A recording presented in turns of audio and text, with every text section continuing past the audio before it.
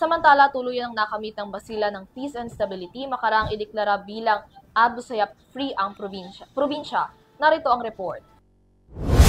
Sa isang simpleng seremonya nitong Lunes, 9 ng Hunyo, opisyal nang idineklara bilang Abu Sayyaf Group Free ang lalawigan ng Basilan na sa loob ng mahabang panahon ay tinuring na kuta ng teroristang grupo.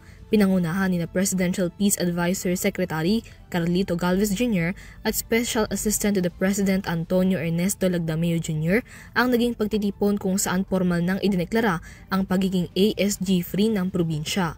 Para sa mga Basileño, ito ay simbolo ng transformasyon ng probinsya bilang isang dating sentro ng terorismo ngunit ngayon isa ng palatandaan ng kapayapaan at modelo ng peace and stability ng buong Bangsamoro Region.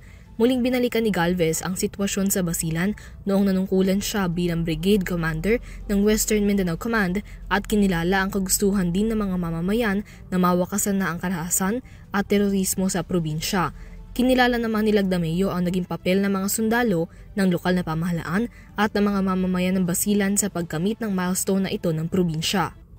Bukod sa naging deklarasyon, parte rin ng seremonya ang turnover ng 329 assorted loose firearms sa mga LGU ng Basilan at militar sa ilalim ng Small Arms and Light Weapons Management Program ng Office of the Presidential Advisor on Peace, Reconciliation and Unity o OPAPRU. Para sa EuroTV News, Mia Layagin sumasaludo sa bawat Pilipino.